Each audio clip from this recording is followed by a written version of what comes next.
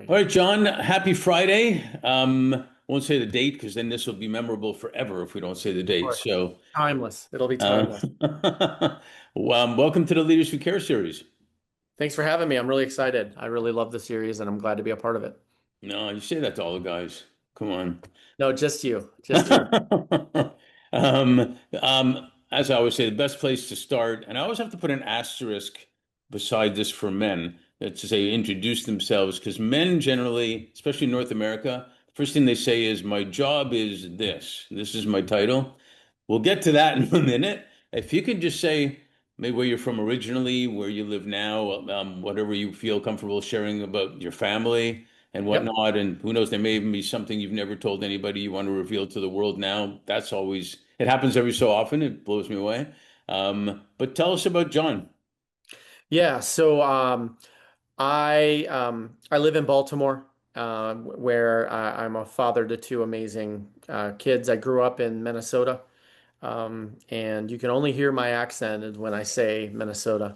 Um, Minnesota. What about Minnesota? Yeah, I think when I go back, like I usually go back, I was just there not long ago. And when I hang out with Minnesotans for a long extended period of time, my accent becomes a little bit more strong. But I was just with my family this time, so it's not as strong. And then I lived in New York City for a really long time. And so I remember growing up in Minneapolis, there was T-shirts all over the place that said the Mini Apple. And so you got the impression that Minneapolis was like New York. And then when I moved to New York and lived there for a number of years, I realized that they're not anywhere the same. So, No. but and Baltimore is different than both of those places. But I've enjoyed all of the places where I've lived, and it's certainly added to a lot of good things that I exhibit every day. Well, it's not the best part of it that we're not supposed to be all the same in that respect. True. Taste different food, get different ideas, get different perspectives. I don't know if I'm allowed to say the word diversity anymore. I might be like picked up or something, but it's yeah, that's the fun of it. I know you got we talked a little bit about your boys in college and whatnot. You want to tell us a little bit about what they're up to? Well, my son goes to Northeastern. He's going to be a junior this year. He's studying, you know, law and policy. The great thing about Northeastern is they have this co-op program where you can go to, you can have a job and then earn credits while you do that. So he just had an amazing job working on diversity, equity, and inclusion for the Boston Public Schools, and so that was really great for him. And Well, I'm so proud of him. I mean, he's just a man that's on his way, and it's just fun to watch. And then I have a daughter, Nina, and Nina is a sophomore in college, about to be a junior. In a couple of days, we're about to embark on a Southern college tour, our first really big kind of official college visits. And so we're going to start in Virginia and then work our way down to Florida and then end at Disney World doing some Disney because as a kid, we've been to Disney a number of times. And so it'll be fun. I'm excited for it. When they get to be 16 and older, you don't, they love you. They want to spend time with you, but not too much time. And so, I know. Yeah. I'm really excited to kind of really get a whole week with her, just me and her, and so it'll be really really nice. And then I'll bring her back, and she'll be back with her friends in high school and all the things that are really important to her. Sorry about that. No, that's Uh, okay. I can't imagine you're going to ride the "It's a Small World" after all, right? well, I'll do to be honest with you, I'll ride whatever ride she wants, right? So I'm just going to be with her. So yeah, it'll be good. No, it'll be great. Well, talking about kids, what were you like as a kid, or a teenager after that? Did you have the lemonade stand entrepreneur thing going, or was it tech, or sports, or music, dancing? What were you doing? I mean, I really delved into sports. So, I grew up in Minneapolis, and Minneapolis is known for a number of things, but one of the great things about that city is it has amazing parks. And so with lots of programming. And so we were fortunate to have a couple of parks right around us that we could go to. And my brothers played football and wrestled at a specific park, and I wrestled and played football and baseball at another park. And so I was a sports kid for sure. And a lot of my friends were both neighborhood kids who actually didn't go and play sports. So but I saw kids in different neighborhoods on my team and things like that. And then I would say, like as I got older, I played sports all the way through college. So I played football in college, but I was a wrestler and baseball player and football player in high school, but mostly a football player. But I also started caddying when I was in middle school. And so obviously a job connected to a sport, golf, but for me it was an area where I dedicated myself to for a really long time, all the way through college. At one point, there were people there that called me Super Caddy because I went out twice a day, and Have you, I'm just fast. I just was. I love the work. I love the work. I love the people assigned, around it. It was a chance for me as somebody who grew up in pretty deep poverty to kind of see people in much different states than I was in, and gave me a really good lens on power and economics and a variety of other areas, but also work ethic and so many good things came of it, and like really great friends that were caddies as well. And so I did, for my summers were spent caddying, but also a lot of sports growing up. well, you'll hear me do sports analogies up the wazoo all the time as more and more we talk, and because I do believe it's a special education that school can't really teach, and not that school teaches other things, but it's a special Yes. education. Have you seen the series Stick on Apple? I have. I love it. It's so good. So It is good. so good. Yeah. It really Um, is. It really is a great, I mean, it's just a great family story of an unconventional family that comes together. So I love it. Yeah. Yeah, unconventional is no kidding. Yeah. But it's great acting. It's just and it's fun at the same time. But it tells a message, a lot of messages, which I think is super cool. So you talked a little bit about college. I mean, you did political science at St. Thomas. You got public and nonprofit management. Correct me if I'm wrong, at NYU, Yep. master's again, and then, you decided to keep going and you got your doctorate in law and policy. Is the theme there seems to be policy, if you will, with a little touch of the politics in there. What were you envisioning at that time when you were doing all that?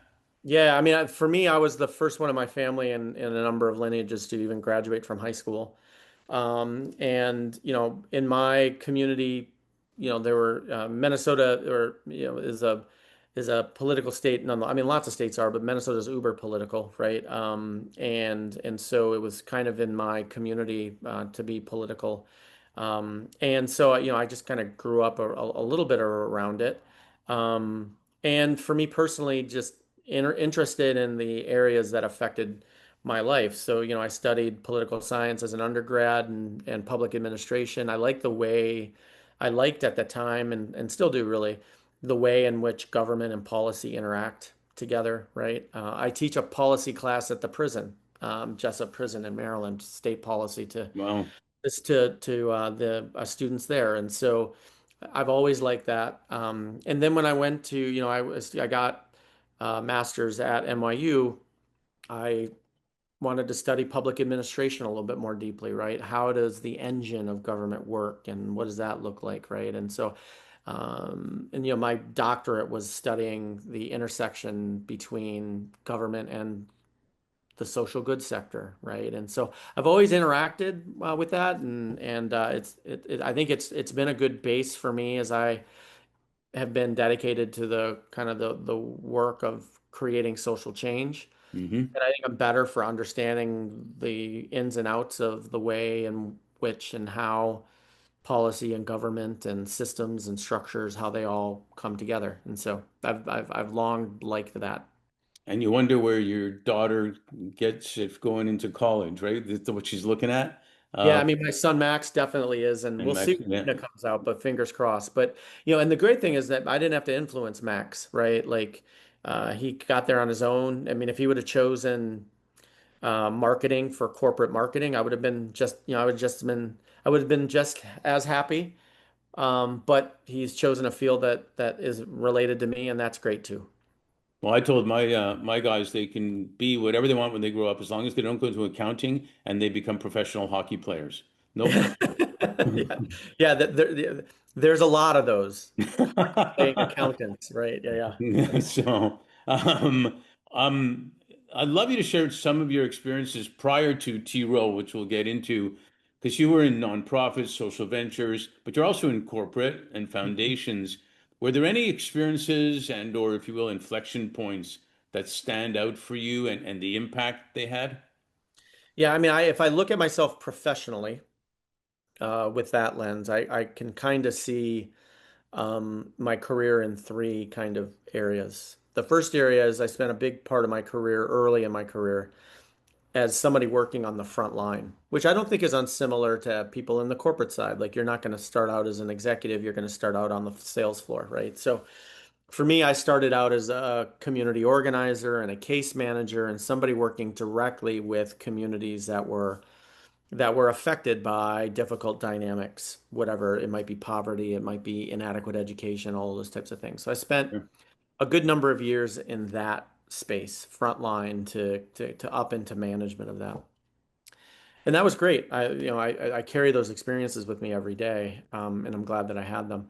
The Sure. second phase of my career, as I moved, as I was in grad school, and is I found that I was actually had a really good hankering for understanding how organizations worked and how leaders interacted within those organizations. And so, a lot of organizational development. I was what they called a pracademic at one point because I taught at NYU and at Rutgers and in different places. I wrote on this work. I did the work, and so I was this person that was kind of practicing and an academic at the same time. And I created my own consulting firm, and that firm had grown pretty well, and ultimately got to a place where we were able to kind of merge the firm with another. And I had done a lot of work in philanthropy towards the tail end of my work at my firm, and had a couple of opportunities to consider in the philanthropic space, and ultimately landed at T.Rowe. And so had been at in that space for the last 12 years. So those are the different kind of phases. The one thing I would say is there's probably what I would call a phase zero. And the phase zero is the experiences I have as a beneficiary of all of those services. My family grew up in deep poverty and got a lot of assistance from a variety of different places. And so, and I was able to see those systems and all of these different things up close as a beneficiary of that. And that has served as kind of engine fuel behind the other three phases that followed. Yeah, the reason I a lot of times ask about what a person was like as a kid and this and that, you certainly take things that happened to you as a kid ahead. In fact, Yeah. when I speak to executives, especially men, but now more women too, I'm amazed how their foundation for their confidence is sometimes very often based on even one incident where at 9 years old, the coach put them out on the field or the ice for a critical moment of the game. And it's Yeah. not even if they scored or not. It was so heavy that the coach put them out there that and what I learned was a player will do anything for the coach that believes in them, trusts them, cares about them. It doesn't matter how many zeros are in the contract, even at that level Yeah. they'll feel it, and so those experiences count like big They time. do. They do. I mean, I have a number of those experiences that like we all do, right? That kind of shape and how I see the world and gives me a perspective that I hope adds to the ongoing work that we're all trying to do to make our world a better place. But yeah, I definitely have those stories for sure. So when did the coach put you out there in the football field? Well, I mean, I have a couple of them. My favorite sports story is, yeah, it's almost like, a movie a little bit, right? Like I was asked to go and enter the lineup later in the game in a specific way, and I got a hit that won the game and sent us to the championship. And I think a lot of us have those types of stories that look like the movies, and I definitely had that. I think for me as a football player, I was always for many years on the heavier side, so I was an offensive lineman for most of my football existence, all the way through college. And those are one of the most important roles on a football team. All the roles are important, but like also the Yeah, ones that are no one really notices, right? But they're, without the lineman, you can't make the team work. And so for me, I was a center and a guard and a long snapper, and I really loved that position on the team.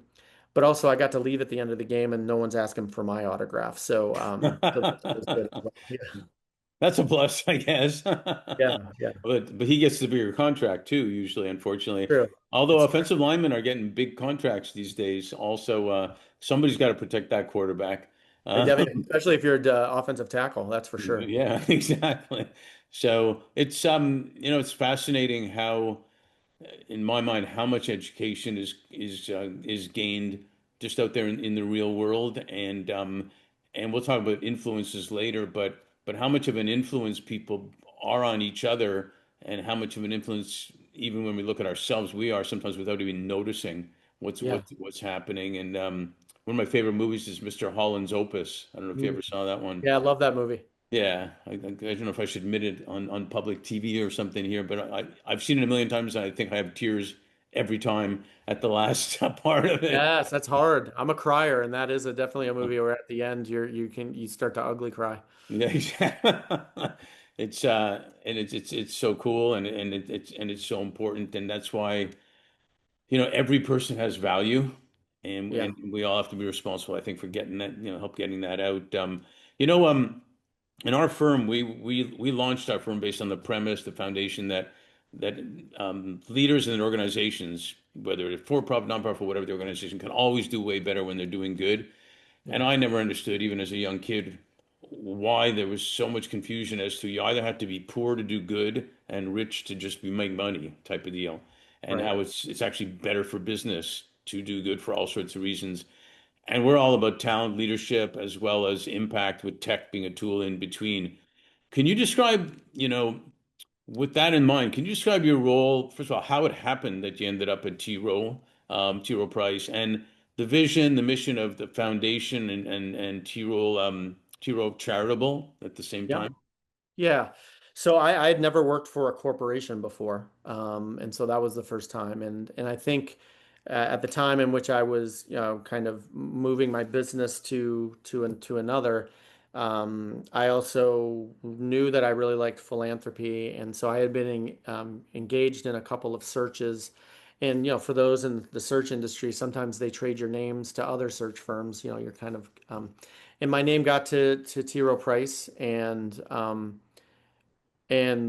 didn't really know much about T. Rowe Price before that. I had been to Baltimore a number of times, but T. Rowe, the way they do hiring, especially for their executives, is it's a I had 22 interviews, so it was a long process. But what happened is it gave me a chance to come in and walk, I would come in a day early or stay a day late and just walk the city of Baltimore, and ultimately fell in love with the city Hmm, at the same time in which I was being brought on to T-Rowe, which I also really came to enjoy. And so T-Rowe at the time was their social good. And when I say social good, it's philanthropy and other areas where companies are trying to do good in the world. Um, was kind of understated, right? And they were doing good things, but they wanted to do more. cool. And so they said, "Hey, we want to have impact." And I was like, "Cool, I want to do that too." And they basically gave me, in many respects, a whiteboard to be able to create a lot of change there. But I also entered T. Rowe Price at the exact same week that the city was experiencing racial unrest. And so the city was all over kind of global news for unrest in the city. And T. Rowe leaders and had said to me, "Well, hey, what do you think we should do?"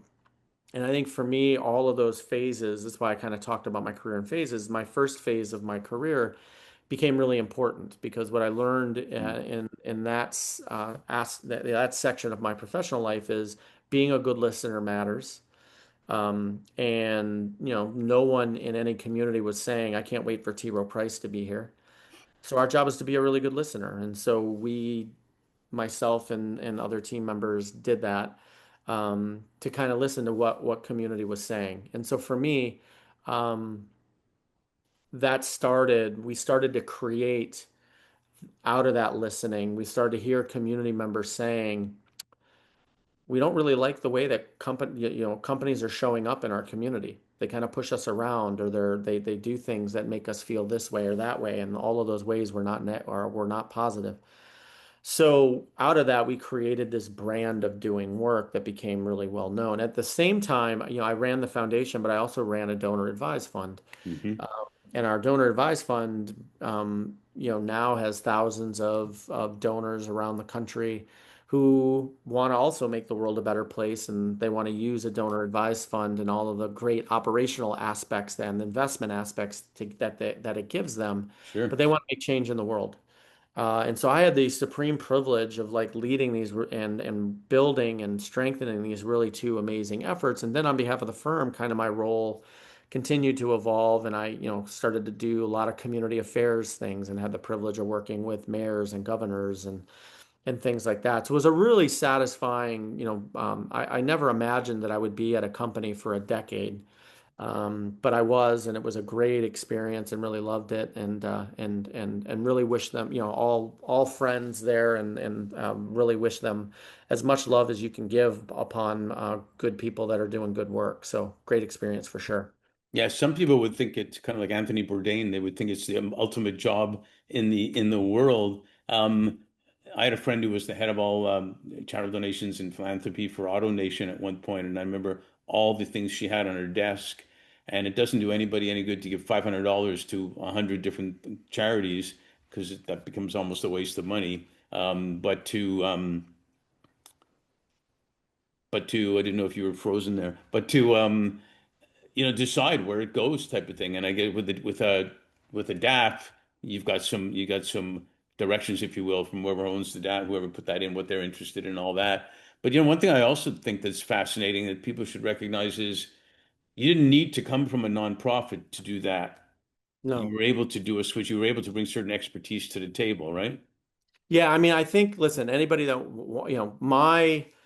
I've dedicated my life to doing social good work. And I think anybody can do social good, but also there are people that have dedicated their lives to it that have an expertise, right? Like Hmm. there are people at T.Rowe that spent a lot of years in and are really smart in investment management, right? That's their expertise. Hmm. Now, I appreciate that work, but if you ask me to manage your portfolio, you're going to be in trouble, right? And so my what I say is like there are fields that everybody can participate in, and then there are people who have dedicated themselves to those fields that should be regarded in different ways to help lead those that are interested, right? And so I would say I am, having dedicated my life to that work on behalf of T.Rowe, was able to use that in full facility to help the firm do really amazing things. And part of that work is grabbing everyone that wants to be a part of social good so that they have a meaningful place in that work. And with that said, what's your feeling about? And you can't put a paintbrush over everybody, but people talk a lot about after the George Floyd thing and everything goes on in Baltimore, when everything goes on, people get psyched up and they're all into diversity, they're all into this and what, and then it changes and they're not, and everything. And how you would feel about the authenticity, like even before you were joining T-Roll, you probably got a good sense, especially with 22 interviews, that they were authentic about what they wanted to do.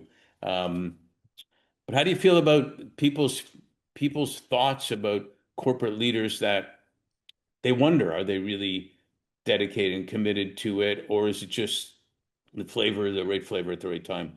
Well, I mean, I think we have to be pretty honest that sometimes people do social good, people, organizations, whomever, and they're doing it for reasons that aren't often always positive, right? And I think the vast majority of people in communities, especially communities that are disinvested or struggling, they know that because they've seen those people walk in Right. and do those types of things. I think, what I would say is what T.Rowe did know at the time in which I came aboard is that they wanted to have a deeper impact. They couldn't tell you at the time. They didn't even really, and people would say this, really know what that word meant.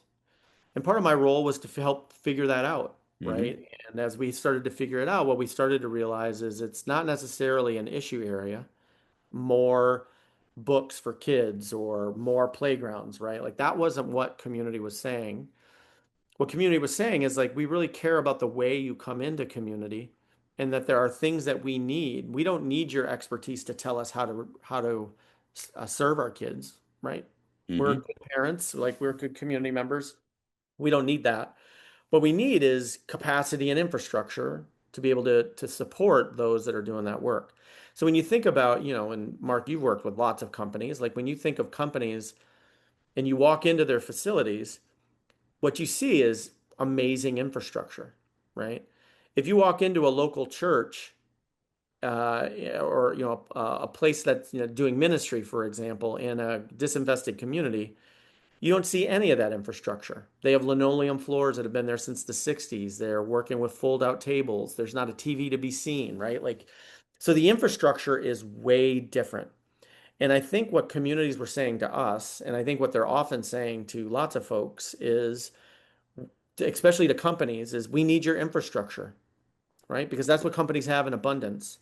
We don't need your expertise to tell us how to do the work, but we do need your infrastructure to help us do the work, right? Right. So, and there's a subtle difference there. And for us, at least at T.Rowe, T.Rowe is really good at listening to their clients. And we just applied that to listening to communities and hearing them say that, and then saying, okay, how do we think about that using corporate infrastructure, which includes philanthropy, but it Hmm. also could include, many of these companies are global companies. How do you Right. use your globalness to advance local, right? How do Exactly. you use your social capital? All the different accoutrement that companies have that they might just walk by and not think of. How does that apply to helping communities that are literally just a stone's throw away from you and are really struggling? How do you use that to help them? And that's kind of how we approached it and what we became known for. Yeah, I think it's brilliant because, it's the old story of give them a hand up or teach them how to fish or whatever, rather than just telling them what to do. And not to mention, if you want it to be sustainable, and that is one of the key points, if you have to keep giving money for the same thing over and over and over again, it's not going anywhere. You're not achieving what you should be achieving. And it's not even good for whoever you're trying to help because they're not getting ahead. Their self-esteem is not getting ahead. The whole bit.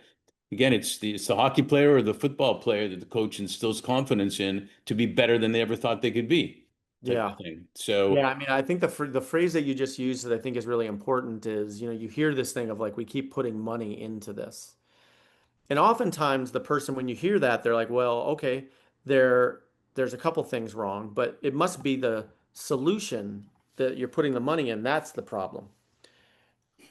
And actually the problem is your mechanism of you believe achieving change is by throwing by money into it. When in mhm. fact there's a lot of ways that you could be helpful sans that, right? Listen, no one in any community is going to say I don't need money. Sure. Like I haven't heard anybody say when as a philanthropist, "Hey John, I'm good. I don't need that." Right? Like they need that.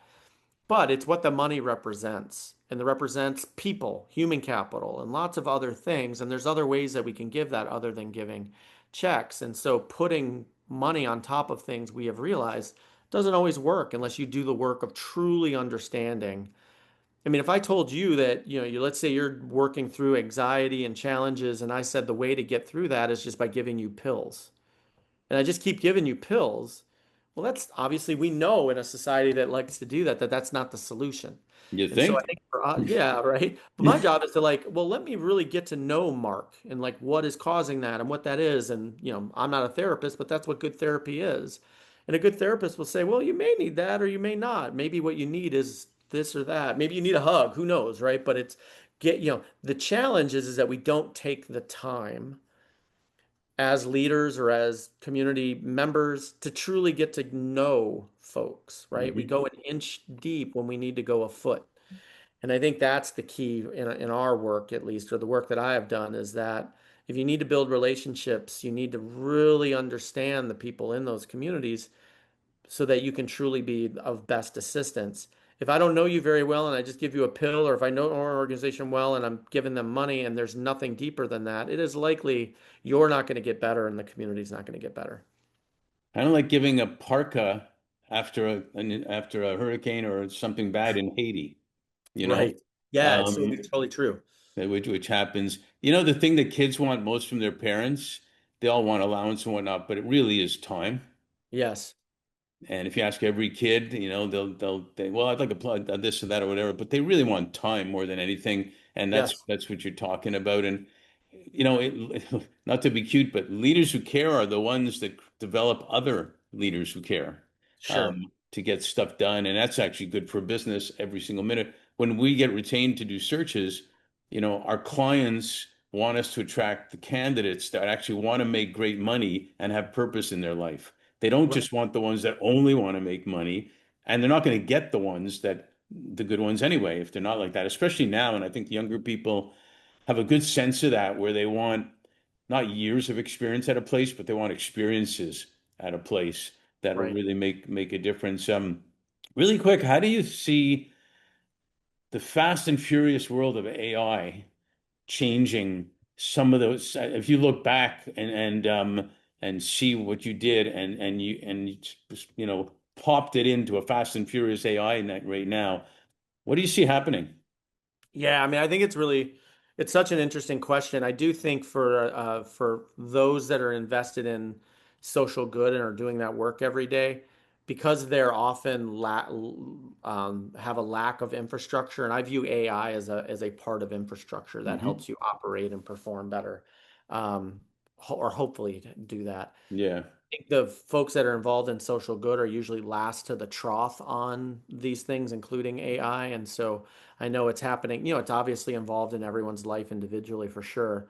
Um, so what I would say is the folks that want to make the world a better place and they want to use AI to do it, one of the best things you can do is to help those that are doing the work on the ground understand how AI can benefit them. So that would be the first thing where I really could see AI really having real value on the ground. The second thing is that there's some truths that don't change. Um, AI is not going to make me and you have a relationship, Right. right? AI is not going to change, um, people redeeming themselves when they have caused harm, right? Like all the relational things that go on, whether it's to you, to an individual, things like that.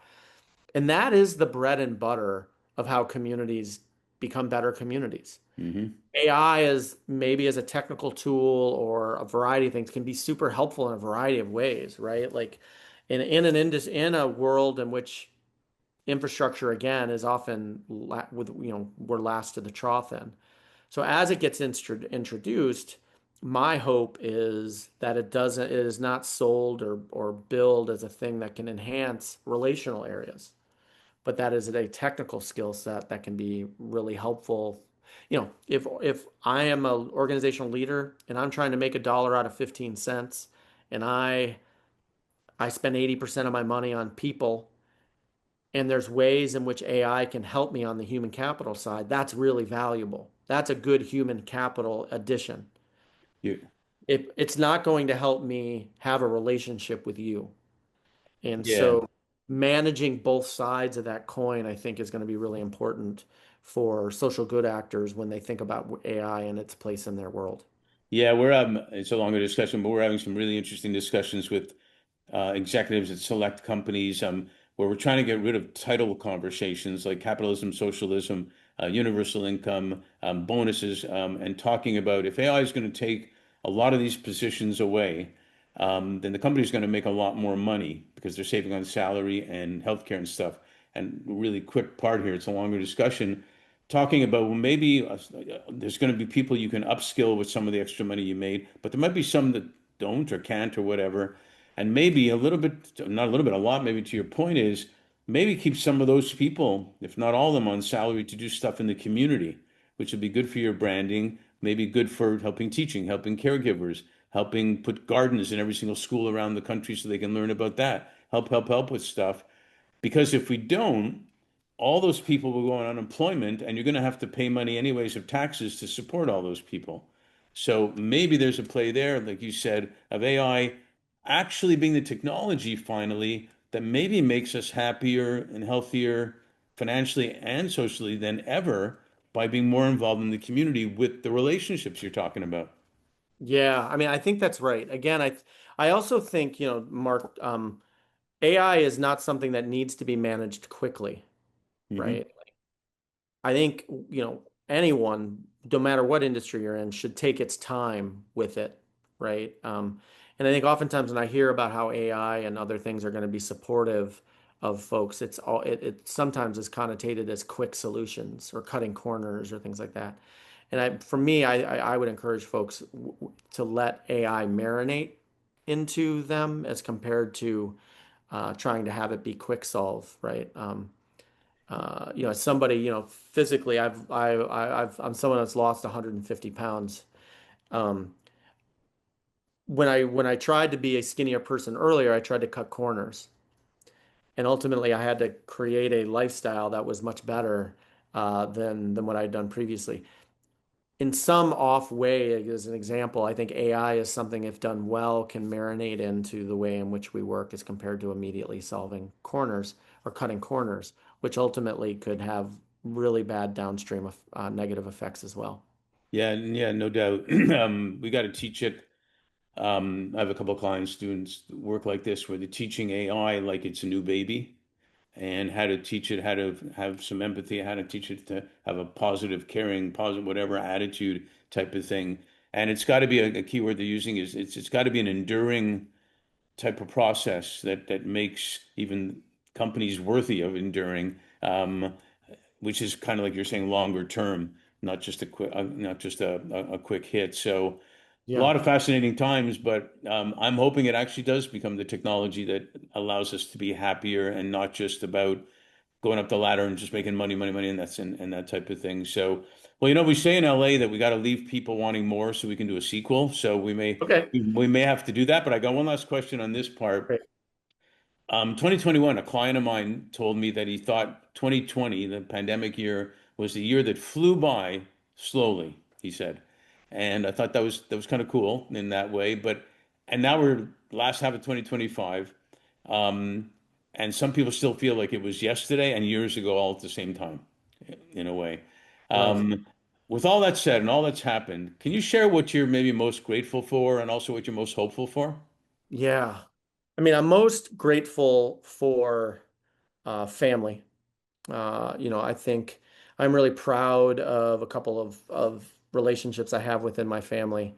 Both my kids like just bring me so much joy, and it's so satisfying to watch them, walk in the world and enter the world and do the things that they're doing and who they are and things like that. It's amazing. I mean, anyone that's had kids can remember the times in which you could lift them up.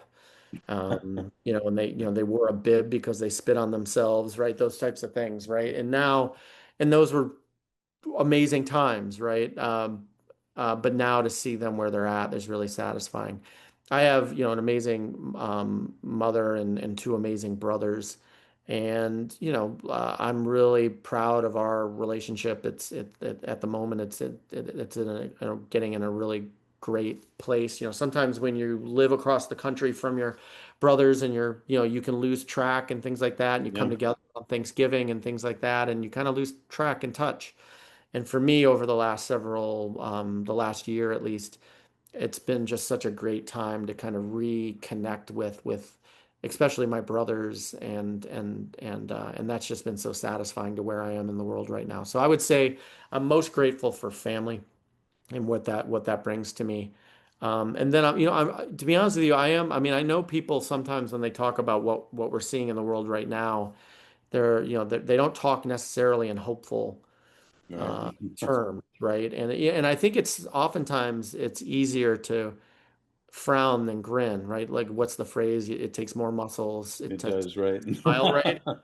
And I think that's actually pretty true in terms of how we can talk about the world, right? It's easier to kind of say Chicken Little, the sky is falling, and all these types of things. And listen, I'm not trying to over say that there's some challenging moments that we're in right now. That is for sure. Yeah. But as I look at my own path through really challenging times, but I also look at where we're at right now, like you see really amazing moments of beauty, grit, and grace, right? Like you see people doing things in those moments that you're like, that's what this is about. And, I just have the good fortune because I work in the social good space to um, to just be around those types of people all the time. It's one of the reasons why I'm committed to it is that I get to just have every day a window view of people doing amazing things, whether I'm in the prison or, when I was, getting my doctorate, I stayed in a homeless shelter for 3 years as part of that experience. So I really do value proximity. And the reason I value proximity is that I get to just see this amazing work of people who are unnamed. They're not going to be put on a billboard. They're not the quarterbacks of our football team. They are average, everyday people who get their fingernails dirty every day and just Yep. do amazing things. And I just feel so blessed and fortunate to be able to be a part of that every day. And so I'm hopeful because what I get to see in them is not a spirit that's shrinking. It's a spirit that's maintained and in many time respects is growing. Yeah, thanks so much for sharing that. It's you're right, it is easier to frown than it's easier to complain, it's easier and all that, but it's so nowhere near as fulfilling as being around something great that somebody's making happen. So um I'm grateful I have a new friend, Yeah, which is me good. too. And that you are a leader who cares, without a doubt, and that's what I'm hopeful for too, because we can all make a difference in different ways. So thanks for being on our Leaders Who Care series. I'm glad to be here. Thanks for including me. Such a great group to be a part of. Appreciate that.